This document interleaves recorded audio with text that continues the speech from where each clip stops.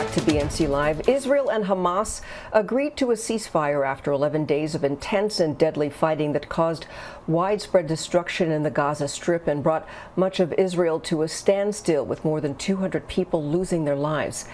As both sides claim victory, relations between the two remain uncertain. Palestinians now face the daunting task of rebuilding in a territory already suffering from poverty and a raging coronavirus outbreak. The U.S. Secretary of State now plans to visit the region as President Joe Biden offers international support to the people of Gaza in their reconstruction efforts. We have strong assurances from the relevant parties that they are committed to the ceasefire. And obviously this is something we will be watching extremely closely in the coming days. And I think what's important to note is in the final 24 hours leading up to the ceasefire, obviously the president was deeply engaged before that, but he was especially deeply engaged in that period of time, as were high-level senior officials here. And they were back and forth on the phone between many different parties, the Israelis, the Egyptians who were in touch with Hamas, and others, about the importance of not violating, even pre-violating the ceasefire in the hours leading up to it, as we see did not happen. Robert Fantina is an author and human rights activist specializing in Palestinian issues. He joins me now from Kitchener, Ontario, Canada. That's outside Toronto. Robert, welcome to BNC Live. Thank you. Well, just hours into the ceasefire, there were reports of a violent confrontation between Israeli police and Palestinians in Jerusalem. Is this an indication that the ceasefire will not last long term? I think it is an indication that it won't last long. That is a symptom of the ongoing occupation and the oppression of the Palestinian people by the Israelis. The harassment at the Al-Aqsa Mosque is one of the things that triggered Hamas to begin its rocket fire, that and the eviction of the pending eviction of many Palestinian families from a neighborhood in Jerusalem. The ceasefire is not going to last as long as it's business as usual with the occupation.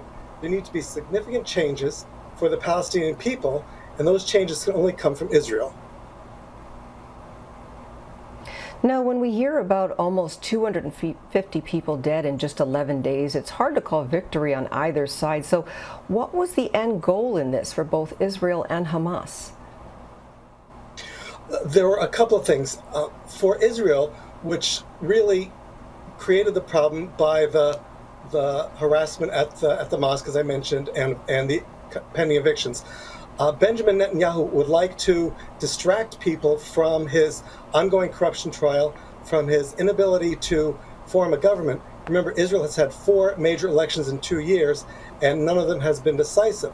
And following the last one, he was given an amount of time to form a government, was not able to do so.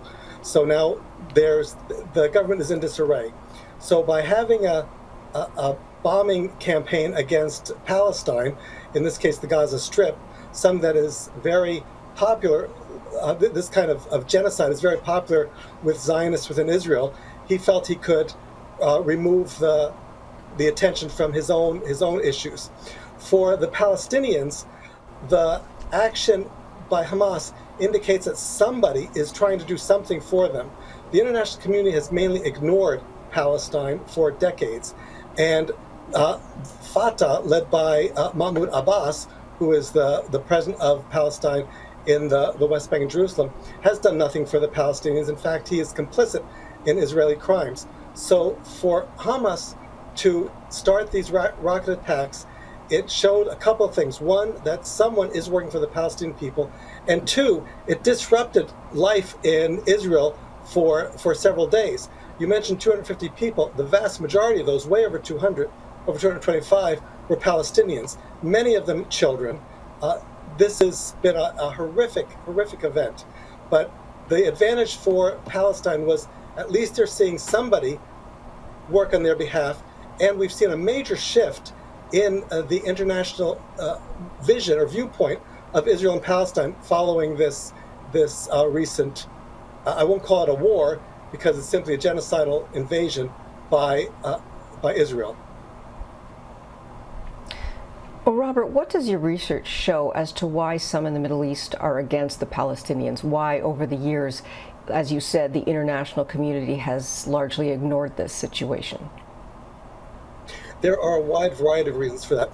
When Israel was established following World War II, of course, there was a tremendous amount of sympathy for the Jewish people. And I want to say here that Judaism and Zionism are not the same thing, but it was a Zionist project that wanted Palestine for a new nation of Israel. So with that sympathy, and the sympathy for the people was certainly justified following the Holocaust, but there was no justification for displacing 750,000 Palestinians from their homes with absolutely no redress and no say in that matter. In the subsequent years since then, there have been a few things. One, Israel, as a protege of the United States, has gained a tremendous amount of financial and military and economic power, and other countries want to be part of that. Additionally, the pro-Israeli lobbies spend a lot of money, donate a lot of money to candidates for election in the United States, which causes the United States to continue to support Israel. And because the United States is a powerful nation, it influences many other nations in the same way. Well, we appreciate your time, Robert. Thank you so much for breaking that down for us. We're out of time, but we appreciate you joining us from Kitchener, Ontario, Canada today. Thank you so much.